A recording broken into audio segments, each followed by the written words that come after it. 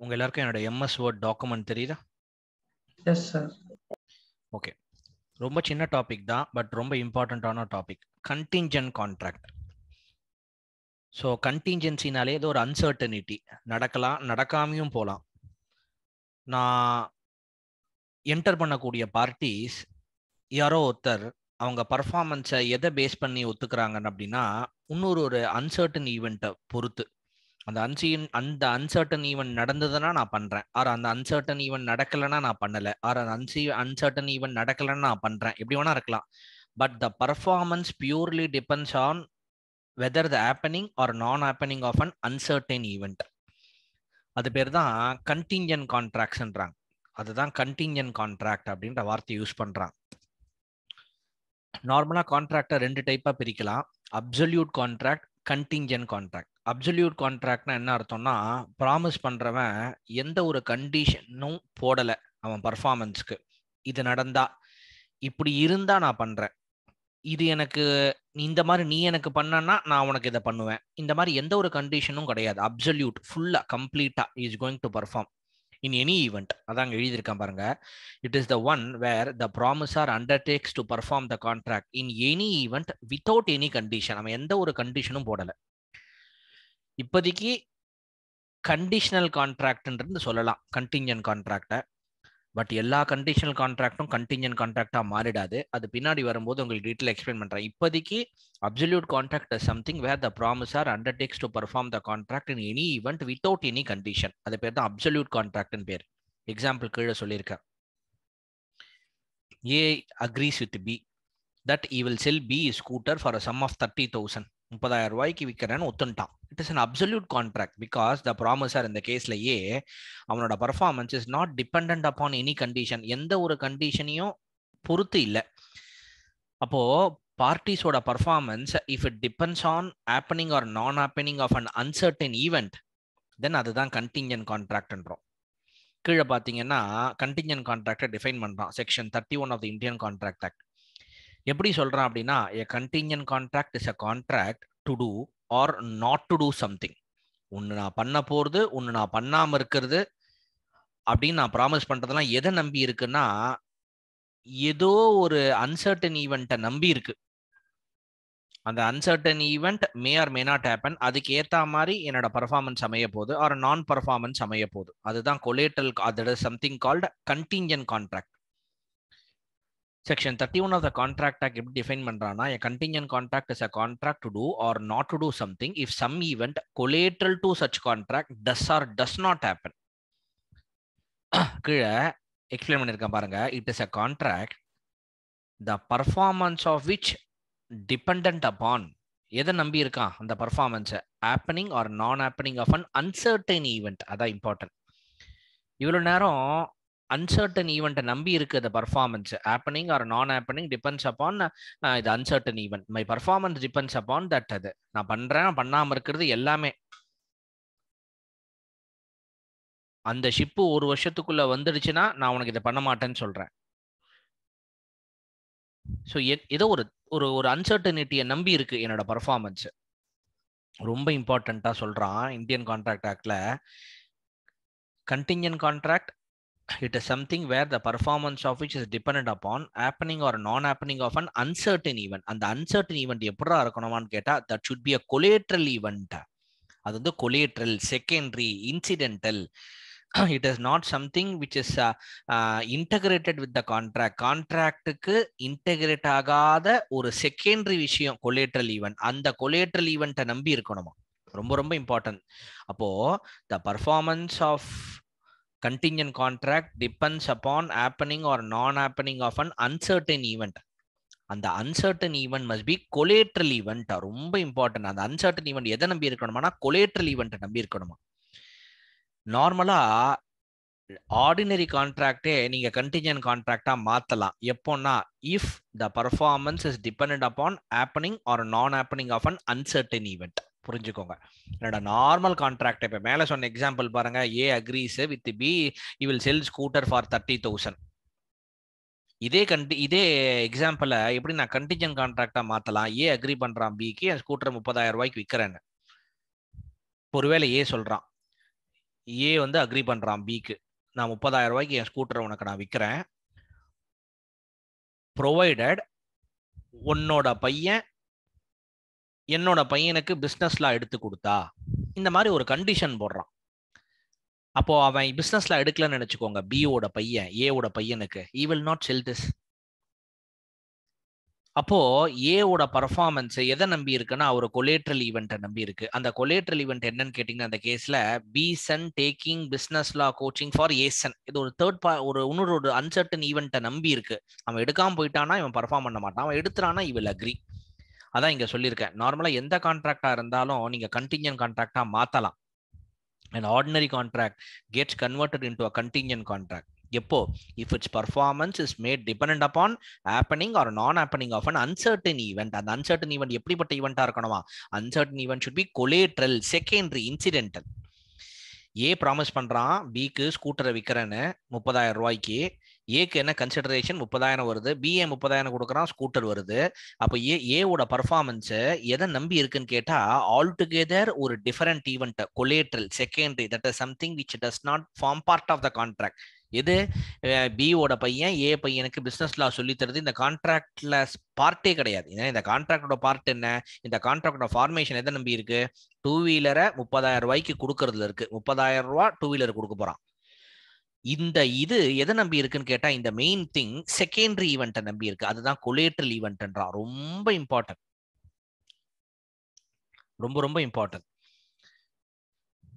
A contracts to sell B 50 bales of cotton for rupees 2 lakhs. இதோட நிறுத்தல. If சொல்றான் பாருங்க, if the ship by which they are coming return safely.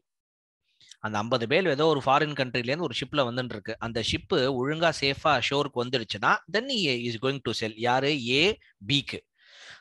ஏ 50 பேல் of காட்டனை கொடுக்க போறான் பிக்கு. ஏக்கு கன்சிடரேஷன் 2 லட்சம் ரூபா, பிக்கு கன்சிடரேஷன் 50 பேல்ஸ் ஆஃப் காட்டன் அவன் கைக்கு வரும். இதுக்கும் இந்த கொலேட்ரல் ஈவெண்ட் எதிராக இங்க கொலேட்ரல் ஈவெண்ட்னா அந்த ஷிப்பு சேஃபா வந்துச்சுனான்னு இருக்கு பாருங்க, அந்த ஒரு கண்டிஷன், அந்த ஒரு ஈவெண்ட், அந்த ஒரு அன்சர்டனிட்டி, அதான் collateral. It is something which is secondary which does not form part of the main contract. Main கான்ட்ராக்ட இல்லாம ஒட்டி தனியா இருக்கு பாருங்க, independent of the main contract, அதுதான் கொலேட்ரல். அந்த இண்டிபெண்டன்ட் கொலேட்ரல் கான்ட்ராக்டை நம்பி இருந்தாதான் அந்த கண்டிஞ்சன்ட் கான்ட்ராக்ட். அப்படி இல்லைன்னா அது ஒரு கண்டிஷனல் கான்ட்ராக்ட் தான். நான் பின்னாடி எக்ஸ்பிளைன் பண்றேன் உங்களுக்கு. நான் ஆரம்பிக்கும் போதே சொன்னேன், இப்போதைக்கு ஏதோ ஒரு கண்டிஷன் இவன் போட்டிருக்கான், அந்த கண்டிஷன் நடந்ததுன்னா பர்ஃபார்மன்ஸ் நடக்கும், அது நடக்காது, what ever it may be, அந்த கண்டிஷனை பொறுத்து இருக்குன்னு சொன்னேன். அப்போ எல்லா கண்டிஷன் கான்ட்ராக்டும் கண்டிஞ்சன்ட் கான்ட்ராக்டா மாறிடுமானா மாறாது. ஏன் அப்படின்னா ஆக்ட்ல ஸ்பெசிஃபிக்கா சொல்றான். என்ன சொல்றான் இங்க பாருங்க, contingent contract is a contract the performance of which is dependent upon happening or non happening of an uncertain event ன்னு மட்டும் சொல்லி நிறுத்தல. அந்த uncertain event எப்படிப்பட்ட ஈவெண்டா இருக்கணுமா, it should be collateral event இருக்கணும். நார்மலா அந்த contract of insurance, contract of indemnity and கேரண்டின்னு சொல்லக்கூடியது எல்லாமே there very good examples of contingent contract. வீடு ஃபயர் இன்சூரன்ஸ் பிரீமியம் கட்டுறேன் வருஷம், எனக்கு அவன் ப்ராமிஸ் பண்றான் வீடு எரிஞ்சுதுன்னா நான் உனக்கு தரேன், நான் ஏன் உனக்கு காம்பன்சேட் பண்றேன், அவன் எனக்கு பிரீமியம் கட்டுறான். நான் எப்போ காம்பன்சேட் பண்ண போறேன் அப்படின்னா ஆல் டுகெதர் ஒரு கொலேட்ரல் ஈவெண்ட் நம்பி இருக்கு. என்ன, the house getting burnt, burning of house, அதை நம்பி இருக்கு. அது வந்து it does not form part of the core contract. Altogether it is secondary, it is something which is incidental to the contract. Collateral அதுதான். நான் அவனை காம்பன்சேட் பண்ண போறான், அதுக்கு எனக்கு அவன் பிரீமியம் கட்டுறான். நான் காம்பன்சேட் எப்போ பண்ணுவேன் தெரியுமா, ஆல் டுகெதர் ஒரு கொலேட்ரல் ஈவெண்ட், அந்த கான்ட்ராக்ட்ல ஃபார்ம் பார்ட் ஆகாத ஒரு ஈவெண்ட் நடக்கும்போது, அந்த வீடு பத்தி எரிஞ்சிடுச்சுன்னா அப்போ காம்பன்சேட் பண்ணுவேன். வீடு எரியலையா ஐ வில் நாட் காம்பன்சேட். அதனால தான் எல்லா கான்ட்ராக்ட் ஆஃப் இன்சூரன்ஸும் கேரண்டி கான்ட்ராக்ட்ஸும், கேரண்டி கான்ட்ராக்ட் என்ன தெரியுமா, ஏ கடன் கொடுத்துருப்பான் பிக்கு, சி கேரண்டி சைன் பண்ணுவான், ஒருவேளை பி உனக்கு காசை திருப்பி தரலாம் நான் தரேன்டான்னுவான். அப்ப மெயினா என்ன பண்றான், ஏவும் பியும் கான்ட்ராக்ட் என்டர் பண்றாங்க, ஏ காசு கொடுக்குறான், பி அதுக்கு வட்டி கொடுக்க போறான். ஒருவேளை பி கொடுக்கலன்னா நான் காம்பன்சேட் பண்றேன்னு சி சொல்றான். எப்போ, ஒருவேளை பி கொடுக்கலன்னா, அவன் கொடுத்துட்டானே இவன் கொடுக்க போறது இல்லை. யாரு, சி வந்து காம்பன்சேட் பண்ணணும்னு அவசியம் இல்லை. ஒருவேளை B if he fails to repay, அப்பதான் C will intervene, C will give that amount to A. இப்போ கொலேட்ரல் ஈவெண்ட் என்ன தெரியுமா, failure of B to repay. Altogether secondary. அது main contract giving money, interest வாங்குறது, அதுதான் பிரின்சிபல். Principal formation. அதை தாண்டி இருக்க செகண்டரியை நம்பி இருக்கிறது, கொலேட்டலை நம்பி இருக்கிறதுனால இது கண்டிஞ்சன்ட் கான்ட்ராக்ட். அதனால தான் எல்லா கான்ட்ராக்ட் ஆஃப் இன்சூரன்ஸும் கான்ட்ராக்ட் ஆஃப் இண்டெமினிட்டி கேரண்டியும் we used to tell they are the very good examples of contingent contract. கிளியரா இருக்கா? Yes sir. Yes. ரொம்ப சென்சிட்டிவான டாபிக். அந்த தின் லைன் ஆஃப் டிஃபரன்ஸ் தெரியலன்னா விட்டுடுவோம். அதனால தான் எம்பசைஸ் பண்ணி சொல்றேன். எல்லாரும் நினைச்சுப்பாங்கன்னா எல்லா கண்டிஷனல் கான்ட்ராக்டும் கண்டிஞ்சன்ட் கான்ட்ராக்ட்னுவாங்க. கிடையாது. அதனால தான் இந்த ஹேண்ட் ரிட்டன் நோட்ஸ் உங்களுக்கு நான் கொடுத்தது. இப்போ இந்த ஹேண்ட் ரிட்டன் நோட்ஸ்ல I prove, I will explain you why all conditional contracts are not contingent explain பண்றேன். பட் இப்போதைக்கு ஸ்டெப் பை ஸ்டெப்பா போலாம். கான்ட்ராக்ட் ஆஃப் இன்சூரன்ஸ் பாருங்க, best example of contingent contract. யாராவது ஒருத்தர் படிங்க first example.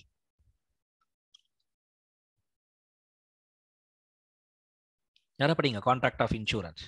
A promise to pay rupees 5 lakhs to B if a certain ship does not return, of course, after charging usual insurance premium.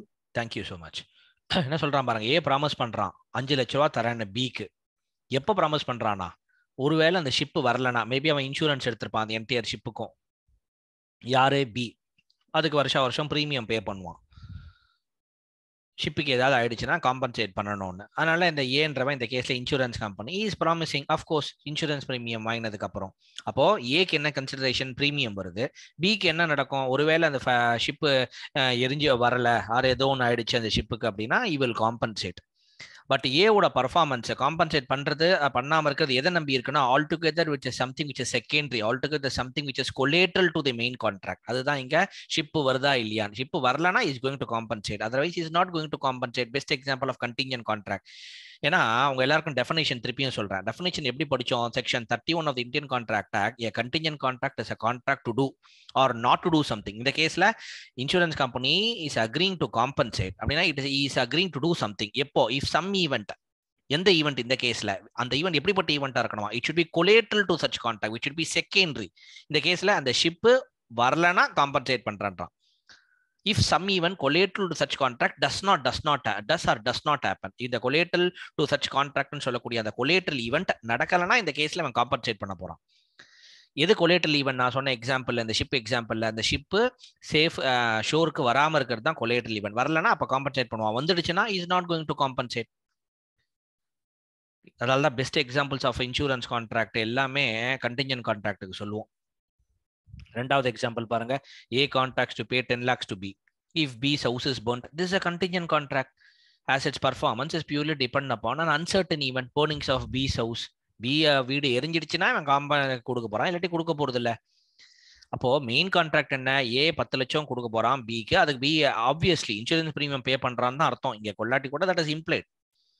அப்போ consideration பாத்தீங்கன்னா ஏக்கு வந்து premium வருது, பிக்கு வந்து ஒருவேளை அது எரிஞ்சு போயிடுச்சுன்னா இது வர போகுது. அதுதான் மெயின் கான்ட்ராக்ட். அது எதை நம்பி இருக்குன்னா அது வீடு எரியுதா எரியலையான்னு பொறுத்து இருக்கு. அந்த எரியுதா எரியலான்னு சொல்லக்கூடியதான் கொலேட்ரல் ஈவெண்ட். அந்த செகண்டரி என்னைக்குமே அந்த கொலேட்ரல் ஈவெண்ட்னா என்னன்றது ரொம்ப இம்பார்ட்டண்டா படிக்கணும். பின்னாடி எக்ஸ்பிளைன் பண்றேன். அதே மாதிரி கான்ட்ராக்ட் ஆஃப் கேரண்டியும் best example of contingent contract. சிக்கு கடன் கொடுக்குறான் 3 லட்ச ரூபா டிக்கு. ஏ ப்ராமிஸ் பண்றான் சிக்கு, ஒருவேளை டி தரலன்னா நான் உனக்கு தரண்டான்றான். இது எது? Collateral event. மெயின் பேசாதவங்க ப்ளீஸ் கோ ஆன் மியூட். இங்க மெயின் ஈவெண்ட் பாத்தீங்கன்னா சி காசு கொடுக்குறான் 3 லட்ச ரூபா டிக்கு. டி அதுக்கு வட்டி கொடுக்க போறான், முடிஞ்சிடுச்சு. ஒருவேளை டி சிக்கு காசை கொடுக்கலன்னா அப்பதான் ஏ ப்ராமிஸ் பண்றான் நான் உனக்கு காசை கொடுத்துட்றான் வாங்கின கடனன்னு. யாரு? ஏ ப்ராமிஸ் பண்றான் சிக்கு. அப்போ இப்போ ஏ ப்ராமிஸ் பண்றான் சிக்கு நான் காசை கொடுத்துட்றேன். இந்த ஈவெண்ட் எப்போ நடக்கும் அப்படின்னா இவன் ஃபெயிலியர் ஆனாலே தவிர. அப்படின்னா D if he fails to repay the debt to C, only then A will be asked to pay that amount to C if D fails. அப்பதான் கொலேட்ரல் ஈவெண்ட்.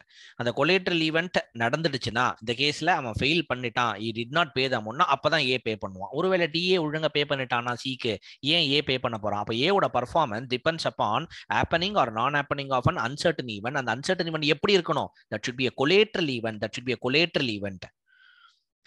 collateral eventனா இப்ப என்ன சார்? ரொம்ப important. And event is to be collateral. எப்போ அப்படின்னு கேட்டா ரொம்ப இம்பார்ட்டன்டா சொல்றான். If it is not an internal part of the contract. மேல சொன்ன எக்ஸாம்பிள்ல பாருங்க, main it is not an internal part of the contract. ஏன்னா main part of the contract என்ன? சி காசு கொடுக்குறான் 3 லட்ச ரூபா, அதுக்கு வட்டி கொடுக்க போறான் டி சிக்கு, முடிஞ்சிருச்சு. அதுதான் மெயின் பர்பஸ், அதான் மெயின் கான்ட்ராக்ட். அவன் ஃபெயிலியர் ஆனா நான் கொடுக்குறேன்னு சொல்றது தான் which is something secondary, that is something which is not internal part of the contract, that is something which is outside the contract, that is something which is additional to the main contract. அது பேர் தான் collateral event. ரொம்ப இம்பார்ட்டண்டா புரிஞ்சுக்கணும். Uncertain event நடந்தா மட்டும் போறாது. அந்த uncertain event எப்படி இருக்கணுமா? கொலேட்ரல் ஈவெண்டா இருக்கணுமா? அந்த event is set to be collateral if it is not an internal part of the contract but is something outside or additional to it. கிளியரா இருக்கா? பொல்லாக் அண்ட் முல்லா அவங்க எப்படி டிஃபைன் பண்றாங்கன்னா, they beautifully define collateral event. Collateral event means an event which is neither a performance directly promised, as a part of the contract, nor the whole of the consideration for a promise. இதுதான் collateral event ஓட beautiful definition.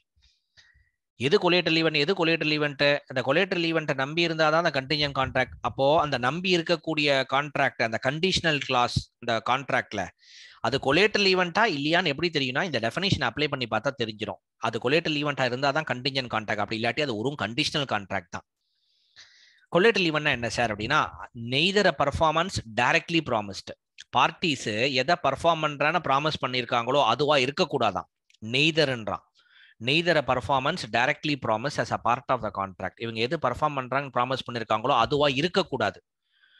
நார் consideration to the கான்ட்ராக்டும் அது இருக்கக்கூடாதான். It should B அந்த அப்படின்னா it should be independent. Nor the whole of the consideration from promise.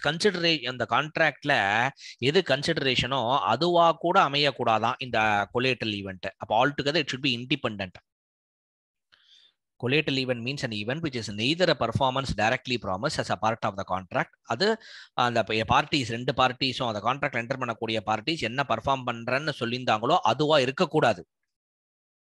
அதே சமயத்துல இந்த collateral event அந்த கன்சிடரேஷன் டு த கான்ட்ராக்டாவும் இருக்கக்கூடாது. It should B all together independent. அதுதான் பொல்லக்கன் முல்லாவோட எக்ஸ்பிளனேஷன். அப்படிப்பட்ட அன்சர்டன் ஈவெண்ட்டை நம்பி, அப்படிப்பட்ட collateral event நம்பி இருந்ததுன்னா அது கண்டிஞ்சன்ட் கான்ட்ராக்ட், இல்லாட்டி அது ஒரு கண்டிஷனல் கான்ட்ராக்ட் தான்.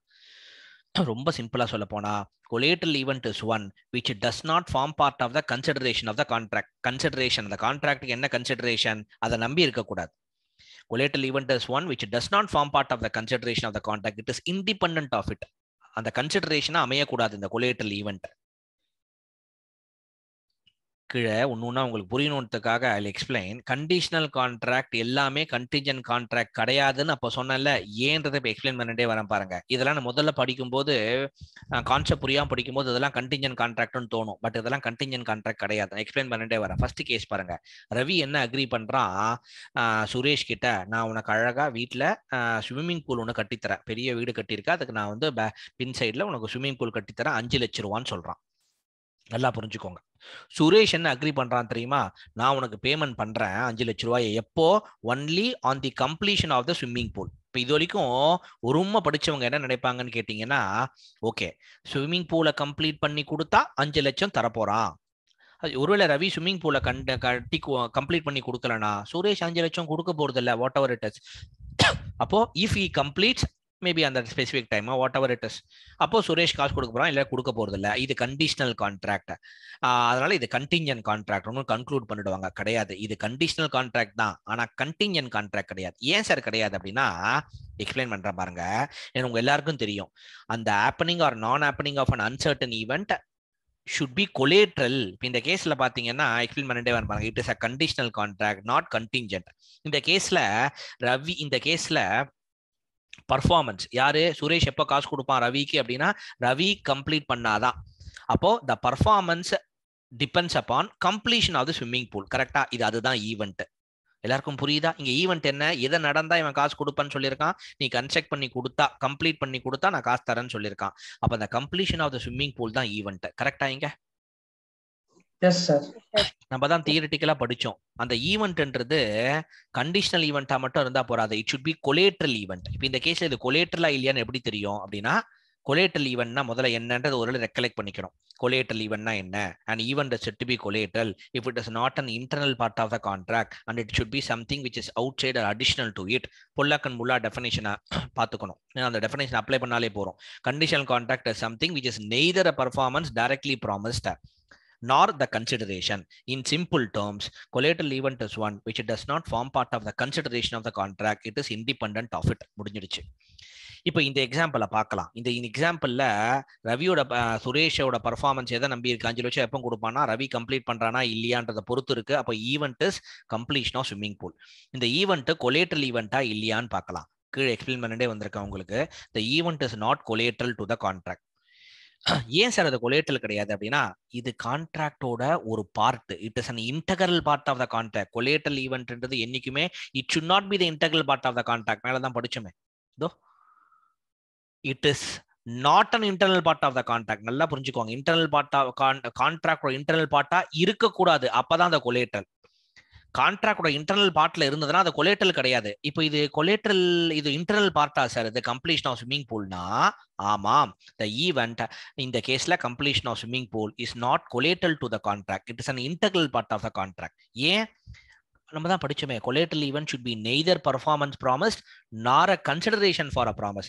கான்ட்ராக்ட் பார்ட்டிஸ் என்ன பர்ஃபார்ம் பண்றன்னு ப்ராமிஸ் பண்ணிருக்காங்களோ அதுவா இருக்கக்கூடாதான் கொலேட்ரல் ஈவெண்ட். அதே மாதிரி அந்த கன்சிடரேஷனாவும் இருக்கக்கூடாதான் கொலேட்ரல் ஈவெண்ட். இந்த கேஸ்ல ரவி என்ன ப்ராமிஸ் பண்ணிருக்கான்? சுரேஷ்க்கு என்ன ப்ராமிஸ் பண்ணிருக்கான்? ஸ்விம்மிங் பூல் கட்டி தரேன் தானே ப்ராமிஸ் பண்ணிருக்கான். கரெக்ட். சுரேஷ் சொல்றான் அந்த ஸ்விம்மிங் பூல் நீ கட்டி கொடுத்து கம்ப்ளீட் பண்ணிட்டேன்னா நான் காசு தரேன்னு சொல்றான். அப்போ இத collateral event completion of swimming pool it is something which Ravi has already promised, is the part of the contract. It is not a collateral event.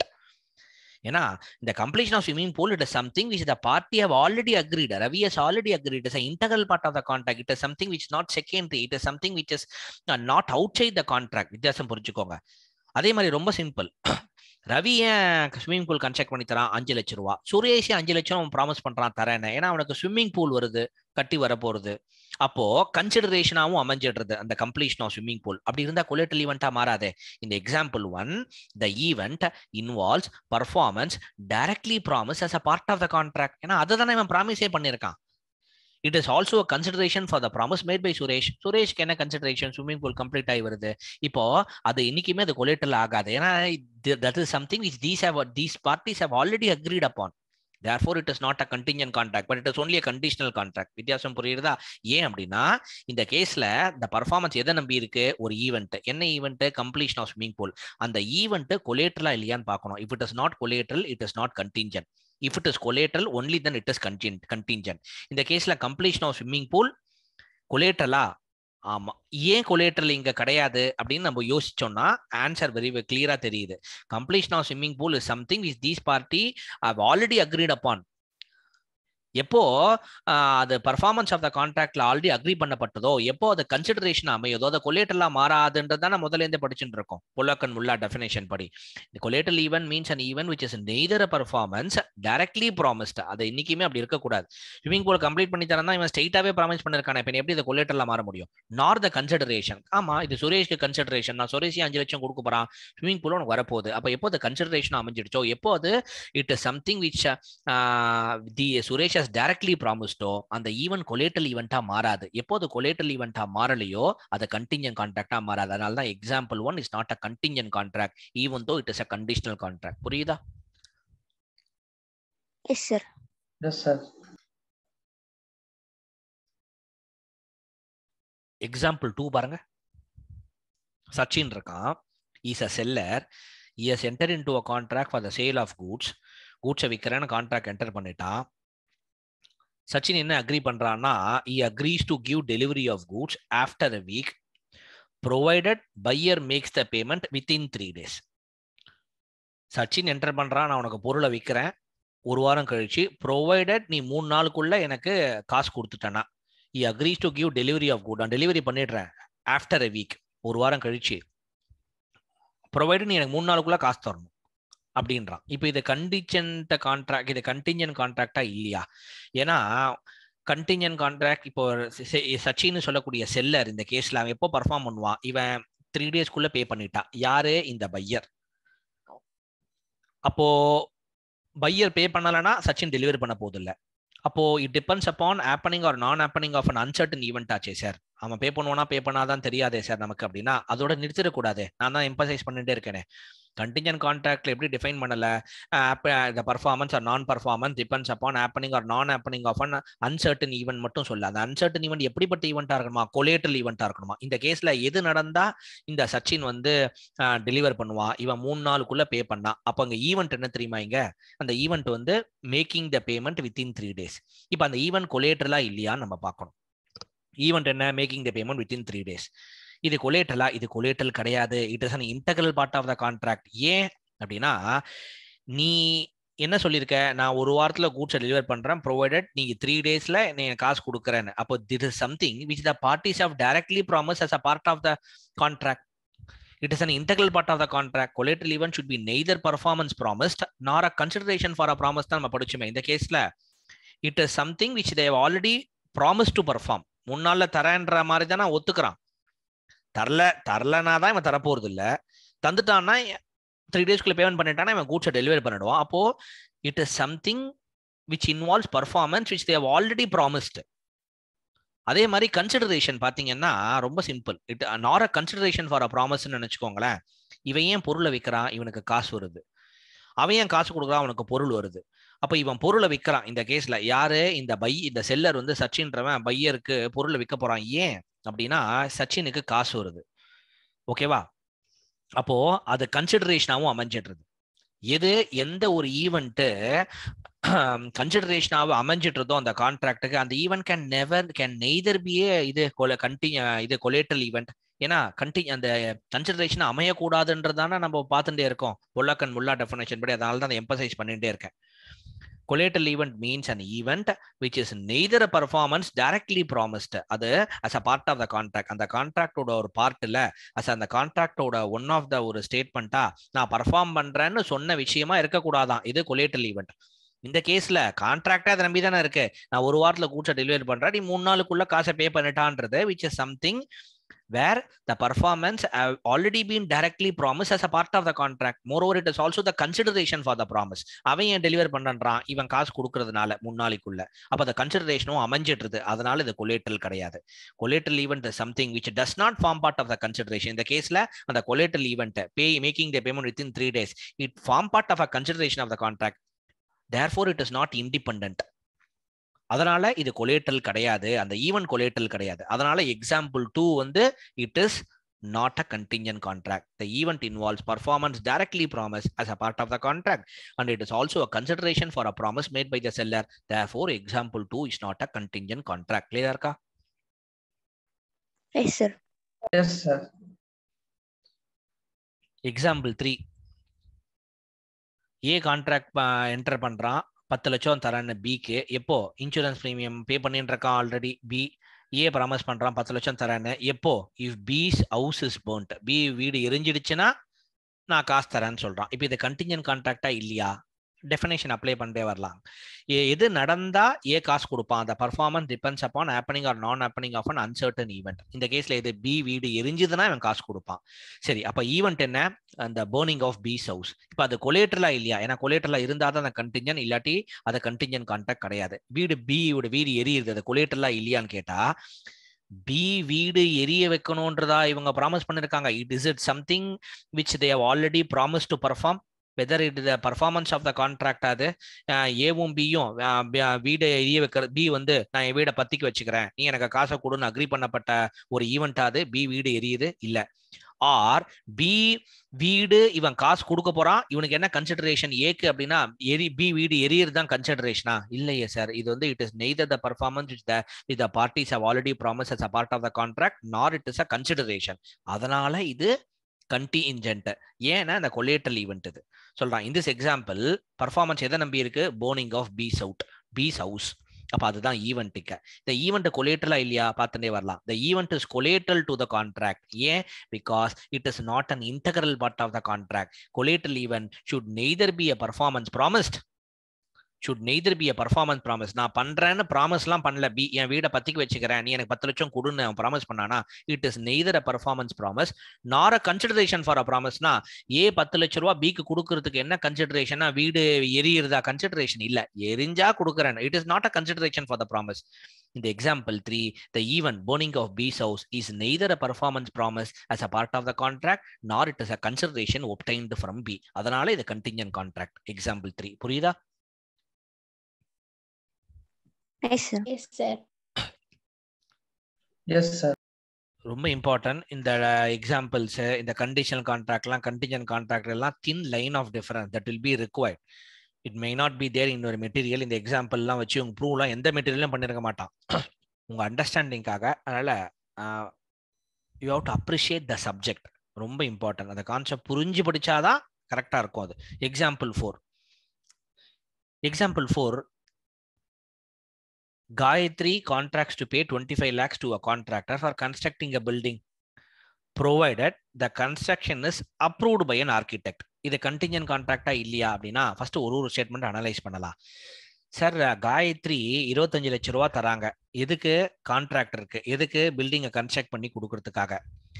எப்போ? provided the construction is approved by an architect.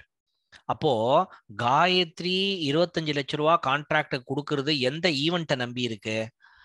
Approval by architect. ஆர்கிடெக்டோட அப்ரூவலை பொறுத்து இருக்கு. அப்ப ஆர்கிடெக்டோட approval தான் இங்க event.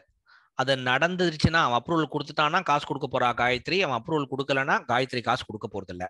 சரி, இப்போ இது கண்டிஷனல் கான்ட்ராக்ட் தான், டவுட்டே இல்லை. இப்போ இது கண்டிஜென்ட் கான்ட்ராக்டா இல்லையான்னு பாக்குறதுக்கு என்ன நம்ம அனலைஸ் பண்ணோம்? டெஸ்ட் நம்பர் 2 என்ன அனலைஸ் பண்ணோம்? அந்த ஈவெண்ட் கொலேட்டலா இல்லையான்னு பார்க்கணும். இந்த ஈவெண்ட் என்ன? Approval by the architect. அது கொலேட்டலா? கொலேட்டல் ஈவெண்ட்னா என்ன? திருப்பியும் டெஃபினேஷன் சொல்லலாம். Collateral event is something Pollock and Mulla சொன்ன மாதிரி it is neither a performance promised as a part of the contract nor it is a consideration. Okay, அது ரெண்டும் இருக்கக்கூடாது. இப்போ காயத்ரி என்ன சொல்றா? காயத்ரி என்ன கான்ட்ராக்ட் பண்ணிருக்கா? கான்ட்ராக்டருக்கு 25 லட்சம் ரூபா தரேன்னு. கான்ட்ராக்டர் என்ன சொல்லியிருக்கான்? பில்டிங்கை கன்ஸ்ட்ரக்ட் பண்ணி தரேன்னு சொல்லியிருக்கு. கரெக்ட். அப்போ நல்லா புரிஞ்சுக்கோங்க, காயத்ரிக்கு என்ன கன்சிடரேஷன்? வீடு கன்ஸ்ட்ரக்ட் ஆகி வருது. கான்ட்ராக்டருக்கு என்ன கன்சிடரேஷன்? 25 லட்சம் ரூபா காயத்ரி கொடுக்கறது. இதுதான் main contract. provided the construction is approved by an architect. Architect approve பண்ணா இவ காசு கொடுக்க போறா. ஆர்கிடெக்டோட அப்ரூவல் தான் இங்க என்னோட கொலேட்ரல் ஈவெண்ட். ஏன்னா the event approval by an architect is collateral to the contract. It is not an integral part of the contract. இவங்க contractor did he promise I'll get an approval from the architect? Is it something which involves a performance already promised by the contractor? கிடையாது. ஏன்னா அப்படி இருக்கக்கூடாது. ஏன்னா நம்ம தான் படிச்சிருக்கோமே, collateral event should neither be performance promised. அப்படின்னா கான்ட்ராக்ட்ல என்டர் பண்ணக்கூடிய பார்ட்டி நான் பர்ஃபார்ம் பண்றேன்னு ப்ராமிஸ் பண்ண ஈவெண்டா இருக்கக்கூடாது கொலேட்ரல் ஈவெண்ட். இங்க இவங்க ப்ராமிஸ் பண்ணா நான் கன்ஸ்ட்ரக்டர் நான் ஆர்கிடெக்ட் கிட்ட அப்ரூவல் வாங்கி தரேன்னு பண்ணல. அப்போ it is neither a performance. இது கன்சிடரேஷனா சார் இந்த ஆர்கிடெக்ட் கிட்ட அப்ரூவல் வாங்குறது இந்த கான்ட்ராக்டுக்குன்னு கேட்டா கிடையாது. ஏன்னா காயத்ரிக்கு கன்சிடரேஷன் வீடு கன்ஸ்ட்ரக்ட் ஆகி வருது. கான்ட்ராக்ட் கன்சிடரேஷன் 25 லட்சம் ரூபா. அப்போ அந்த ஆர்கிடெக்டோட அப்ரூவல் இருக்கு பாருங்க, that is also not a consideration for a promise. அதனால என்ன இது அப்படின்னா, in example 4, the event approved by an architect does not involve performance directly promised as a part of the contract, and it is also not a consideration for the promise made by contractor and Gayatri. For Gayatri promised to pay 25 lakh rupees, the consideration is construction of building. For contractors promised to construct a building, the consideration is 25 லட்சம் ரூபா. காயத்ரிக்கு வீடு வந்துடுறது, கான்ட்ராக்டருக்கு ஏன் வீடு கட்டித்தரான் 25 ரூபா வருது. அதுதான் கன்சிடரேஷனை தவிர the collateral event approved by an architect does not form part of the consideration of the contract. It is independent of it. எப்போ அது இண்டிபெண்டன்ட்டோ, எப்போ அந்த event which is not a performance which they have already promised under the contractோ, then அது கொலேட்டல் ஈவெண்டா மாறிடும். எப்போ அது கொலேட்டல் ஈவெண்டா மாறிடுமோ, the best example will be under contingent contract. அதனால தான் example 4 is a contingent contract. புரியுதா? Yes, sir. Yes, sir. இதுக்கப்புறம் ரொம்ப simple. இது வரைக்கும் தான் சாராம்சமே. இன்னும் 10 நிமிஷத்துல கிளாஸே முடிஞ்சிடும். ஏன்னா இது வரைக்கும் தான் புரிஞ்சுக்கணும். இப்போ நீங்க எல்லாரும் அப்ரிஷியேட் பண்ணுவீங்க. பிளைண்டா சொல்லிடக்கூடாது. எல்லாம் நீங்க பார்த்த அத்தனை எக்ஸாம்பிள்லயும் the performance or non performance depends upon certain condition. டவுட்டே இல்லை. அப்ரூவல் வாங்கினா காசு தரேன். ஸ்விமிங் பூலை நீ கம்ப்ளீட் பண்ணி கொடுத்தா காசை தரேன். நீ 3 நாளுக்குள்ள பேமெண்ட்டை கொடுத்தனா டெலிவர் பண்றேன். எல்லாமே ஒரு கண்டிஷனை நம்பி இருக்கு. It also depends upon happening or non happening of an uncertain event. அது மட்டும் இருந்தா கண்டிஞ்சென்ட்டா மாறிடாது. என்ன ஒரு இது இருக்கணும், அந்த happening or non happening of uncertain event. அந்த அன்சர்டன் ஈவென்ட் என்ன ஈவெண்டா இருக்கணும்? Collateral event. Collateral event. Excellent. அது அன்சர்டன் ஈவெண்ட் எடுத்து கொலேட்ரல் ஈவெண்டா இருக்கணும். அப்பதான் அது கண்டிஞ்சென்ட்டா மாறும். இல்லாட்டி அது ஒரு கண்டிஷனல் கான்ட்ராக்டாவே இருக்கும். What is collateral event as defined by Pollock and Mulla? Please read as it is. படிக்க அந்த வார்த்தை ஞாபகம் வரும். ஏன்னா அது கொலேட்டரா இல்லையான்னு உங்களுக்கு தெரியலனா then you will go and apply the rule as mentioned by Pollock and Mulla. என்ன யாராவது படிங்க. Collateral event means an event. Collateral event means an event which is neither the performance directly promised as part of the contract nor the whole of the consideration for a promise. அவ்வளவுதான். கான்ட்ராக்ட்ல enter பண்ணக்கூடிய party எதை perform பண்ணன்னு ஸ்ட்ரெயிட்டா promise பண்ணிருக்காங்களோ அதுவா இருக்கக்கூடாது கொலேட்டரல் event. அதே மாதிரி அந்த கான்ட்ராக்ட்ல என்டர் பண்ணக்கூடிய பார்ட்டிஸ் கன்சிடரேஷனாவும் அமையக்கூடாது. அப்படி இருந்தாதான் அது கொலேட்டரல் ஈவெண்ட். இல்லாட்டி அது கொலேட்டரல் ஈவெண்ட் கிடையாது. Simple terms, collateral event is something which does not form part of the consideration of the contract and it is independent of it. அதுக்கப்புறம் இது ரொம்ப இனிமே ஈஸியா முடிஞ்சிடும். என்னன்னா what all the rules regarding contingent கான்ட்ராக்டை பத்தி தான் பார்க்க போறோம். இந்தியன் கான்ட்ராக்ட் ஆக்ட்ல செக்ஷன் 32ல இருந்து section 36 it talks about rules regarding the performance of contingent contract. அதுல ஃபர்ஸ்ட் ஒன்னு படிக்க ஈஸியாவே புரிஞ்சிடும். Contingency of the happening of an event. Contingent contract to do or not to do anything if uncertain future event happens cannot be enforced by law unless and until that event has happened. If the event become impossible, such a contract becomes void. அப்போ நான் ஒன்று பண்றேன் R ஒன்று பண்ணாம இருக்குன்றது எதை பொறுத்து இருக்குன்னு கேட்டா அந்த அன்சர்டன் ஃபியூச்சர் ஈவெண்ட். இது எல்லாமே அந்த அன்சர்டன் ஃபியூச்சர் ஈவெண்ட் கொலேட்டரல் ஈவெண்ட். அதனால தான் செக்ஷன் 32 கீழே படிக்கிறோம். அதை நீ என்ஃபோர்ஸ் பண்ண முடியாதான் எப்போ? Unless and until the event has happened. ஏன்னா அந்த ஈவெண்ட் நடந்தாதானே நீ பர்ஃபார்ம் பண்றேன்னு சொல்லியிருக்க. அந்த ஈவெண்ட்டே நடக்கலைன்னா நீ எப்படி நீ பர்ஃபார்ம் பண்ண முடியும்? ஆர் ஈவெண்ட் நடக்கிறதுக்கு வாய்ப்பே இல்லை, இம்பாசிபிள் ஆயிடுச்சுன்னா அந்த கான்ட்ராக்டே வாய்டா மாறிடும். கீழே பாரு எக்ஸாம்பிள்ல சூப்பரா புரிய வைக்கிறேன். என் ப்ராமிஸ் பண்றான் என்ன? To give a job to C. Okay, எப்போ? if C wins gold medal in the Olympics. நீ கோல்ட் மெடல் ஒலிம்பிக்ஸ்ல வாங்கினவாடா, உனக்கு நான் வேலை தரேன்றான். Okay, C met with an accident. Unfortunately is permanently incapacitated. இனிமே அவனால வாழ்நாள்ல ஒர்க்கே பண்ண முடியாது. அந்த மாதிரி ஏதோ இதாயிடுது. He become permanently handicapped. The contract becomes void. ஏன் அப்படின்னா என்னோட பர்ஃபார்மன்ஸ் எதை நம்பி இருக்குன்னா அவன் கோல்ட் மெடலை ஒலிம்பிக்ஸ்ல வாங்குறத பொறுத்து இருக்கு. அப்போ என்ன வேலை கொடுக்குறான்னு சொல்லியிருக்கான் சிக்கு. அதுக்கு சி வந்து ஒர்க் பண்ணி தர போறான், இவன் சம்பாதியம் கொடுக்க போறான். அப்போ இது இதுதான் இந்த கான்ட்ராக்டோட சாராம்சம். இப்போ ஈவெண்ட் என்னோட பர்ஃபார்மன்ஸ் எதை நம்பி இருக்குன்னு கேட்டா அந்த அன்சர்டன் ஈவெண்ட்னா அவன் ஒலிம்பிக்ஸ்ல கோல்டு வாங்குறது நம்பி இருக்கு. அப்ப அது வந்து கொலேட்டரலா இல்லையானா? கொலேட்டரலா இருக்கணும்னா it should be something is neither the performance directly promised. இவன் வந்து நான் உனக்கு கோல்டு வாங்கின்னு வந்து தரேன்ற மாதிரிலாம் ப்ராமிஸும் பண்ணல. இது கன்சிடரேஷன் டு த கான்ட்ராக்டும் கிடையாது. ஏன்னா எனக்கு கன்சிடரேஷன் சியோட சர்வீஸ் வாங்குறது, சிக்கு கன்சிடரேஷன் எனக்கு கொடுக்கக்கூடிய சம்பாத்தியம். அப்போ தேர்ஃபோர் டவுட்டே இல்லை, இது கண்டிஞ்சன்ட் கான்ட்ராக்ட் தான். இப்போ என்ன சொல்றான்னா என்னோட ப்ராமிஸ் எப்போ நடக்கும்னா if he wins gold medal. ஒருவேளை அந்த ஈவெண்ட்டே நடக்கிறதுக்கு வாய்ப்பு இல்லாம போயிடுச்சு, நான் கீழே சொல்றான் பாருங்க. இப்போ மேலே போய் டெஃபினேஷனை படிச்சா புரியும். இன்னைக்குமே இந்த லா முதல்ல புரியலன்னா எக்ஸாம்பிள் படிச்சு லாக் வந்தீங்கன்னா ஈஸியா இருக்கும். பாருங்க, contingent contract to do or not to do anything if an uncertain future event happens. இப்போ அன்சர்டன் ஃபியூச்சர் event என்ன தெரியுமா? Winning gold medal in Olympics cannot be enforced by law unless and until that event has happened. அப்படின்னா இவன் gold medal ஒலிம்பிக்ஸ்ல win பண்ற வரைக்கும் வந்து இவனுக்கு job கொடுக்கணும் அவசியம் கிடையாது. அதே மாதிரி இது ஈவன் பிகம் இம்பாசிபிள், அந்த ஈவன் நடக்காம போயிட்டு அப்படியே பர்மனண்டா போயிடுச்சு அப்படின்னா, ஃபார் எக்ஸாம்பிள் இஸ் பிகம் இன்கேபாசிட்டட், இனிமே கேனாட் பார்ட்டிசிபேட் இன் ஒலிம்பிக்ஸ். அப்ப என்ன ஆகும்? அந்த கான்ட்ராக்ட் பிகம்ஸ் வாய்ட். அதனால தான் இந்த கான்ட்ராக்ட் பிகம் வாய்டா. இதான் செக்ஷன் நம்பர் 32. கிளியரா இருக்கா? Yes sir. இனிமே ரொம்ப ஈஸியா போயிடும். செக்ஷன் 33 பாருங்க, அதேதான்.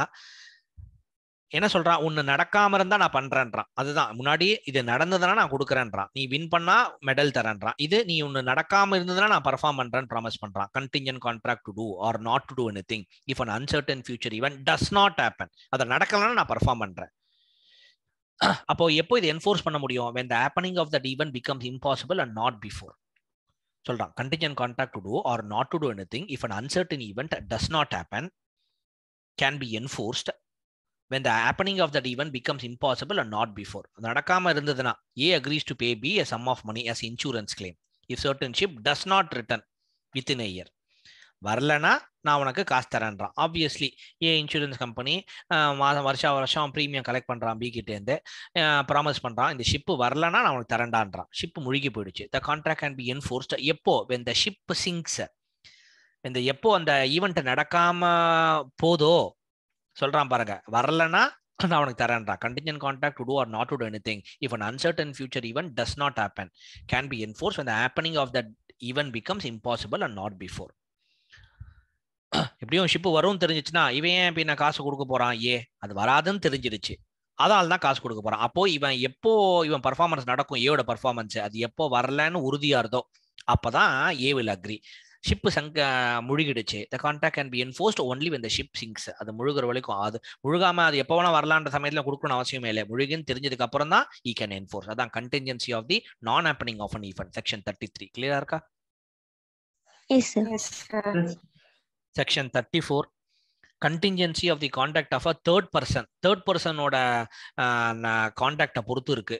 அந்த தேர்ட் பர்சன் பண்றதை வச்சுதான் கான்ட்ராக்ட் பர்ஃபார்ம் பண்ணுமா பண்ண மாட்டாங்களான்றத நம்பி இருக்கக்கூடிய ஒரு கேஸ் இது. Section 34. if a contract is contingent upon how a person will act at an unspecified time, the event shall be considered to become impossible when such person does anything which renders it impossible that he should so act within any definite time.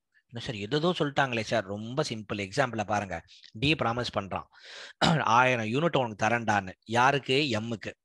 எப்போ தரேன்னு promise பண்றான்? A and Co agree to supply the quantity to T. Day A and Co, நீ சொன்ன மாதிரி நான் உனக்கு agri பண்ண மாதிரி 1000 குவான்டிட்டியை எனக்கு ஏஎன்கோ தந்துட்டான்னா நான் உனக்கு தரேன்டான்னு ப்ராமிஸ் பண்றான். யாரு? டி. யாருக்கு? எம்முக்கு. கிளியரா இருக்கா? D promise to sell 1000 units of an item to M. எப்போ? இஃப் ஏஎன்கோ agree to supply the quantity to D within a week. இப்போ டியோட பர்ஃபார்மன்ஸ் எதை நம்பி தெரியுமா இருக்கு? The third person. யார் இங்க தேர்ட் பர்சன்? ஏ. அவன் கொடுத்துட்டான்னா டி பர்ஃபார்ம் பண்ண போறான், அவன் கொடுக்கலன்னா இவன் பர்ஃபார்ம் பண்ண போறது இல்ல.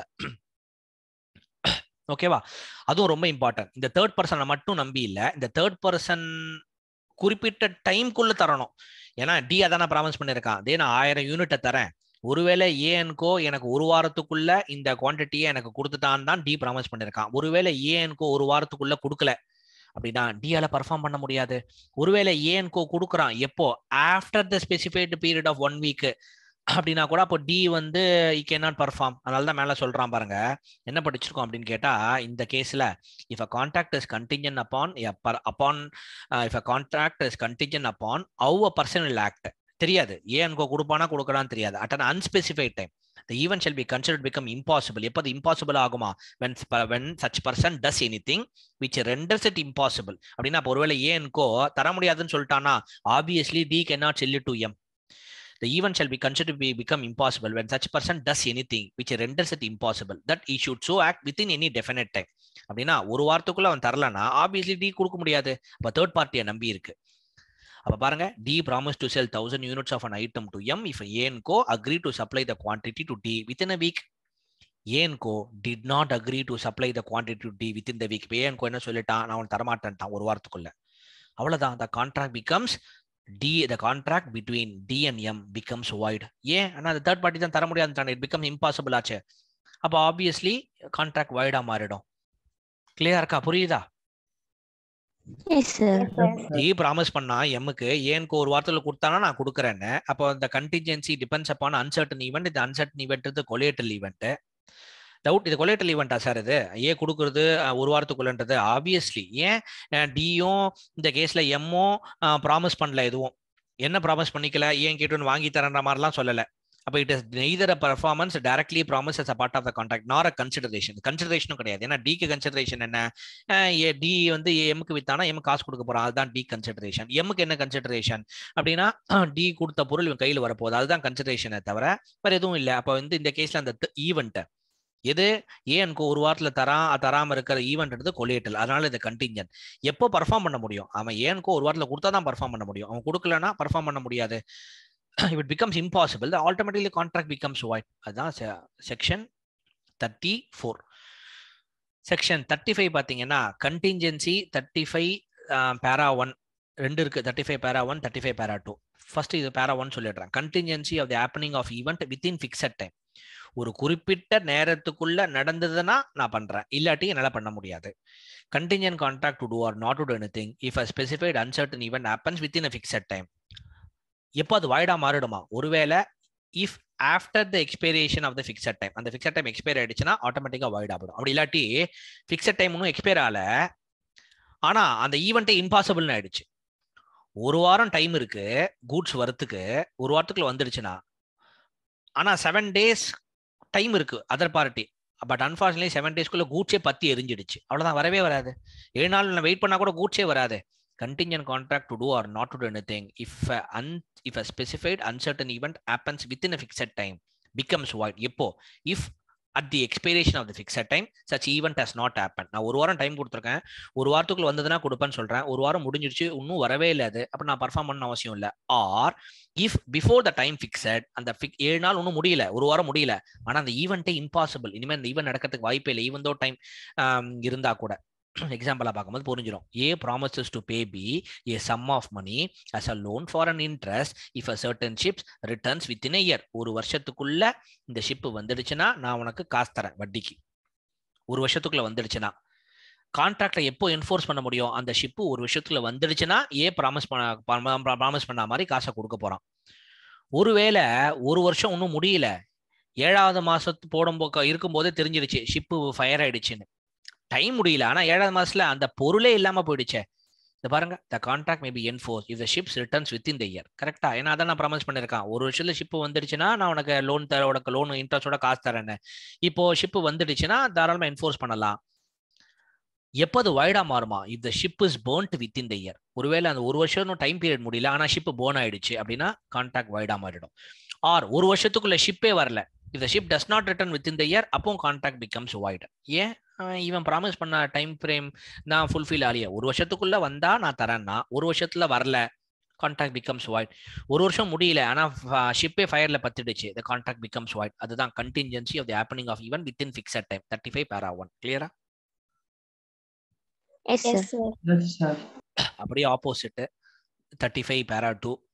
contingency of the non happening of an event within a fixed time. இந்த டைம்க்குள்ள இதை நடக்காம இருந்ததுன்னா நான் பண்றேன் அப்படின்னு ஒத்துக்கிறது. Contingent contract to do or not to do anything if a specified uncertain event does not happen within a fixed time may be enforced by law when the time fixed has expired. may be enforced by law when the time fixed has expired. அப்படின்னா example சொல்றேன், and such event has not happened or before the time fixed has expired if it becomes certain that such event will not happen. Example பார்த்தா again இதை தான் இப்படி சுத்தி வச்சு சொல்லியிருக்கானான்றது தோணும். A promises to pay B a sum of money as a insurance claim if a certain ship does not return within a year. ஒரு வருஷத்துக்குள்ள வரலனா நான் உனக்கு இன்சூரன்ஸ் கிளைம் தரேன்னு ப்ராமிஸ் பண்றான் ஏ. The contract எப்போ என்ஃபோர்ஸ் பண்ணப்படும்? if the ship does not return within the year. ஒரு வருஷத்துக்குள்ள ஷிப் வரலனா contract can be enforced. Or ஒரு வருஷத்துக்குள்ள வரலனா நான் தரேன்னு ப்ராமிஸ் பண்ணிருக்கான் ஏ, ஒரு வருஷம் பீரியட் முடியல, ஆனா உனக்கு தெரிய வந்துடுறது ஷிப்பே போன் ஆயிடுச்சுன்னு. அப்போ டைம் பீரியட் முடியலையே, ஆனா உனக்கு தெரிஞ்சிடுச்சு எப்படியும் டைம் பீரியட் முடிஞ்சா கூட 1 இயர்க்குள்ள வரலன்னா நான் தரேன்னு ப்ராமிஸ் பண்ணேன், 1 இயர் முடிஞ்சிடுச்சு, இன்னும் வரவே இல்லை.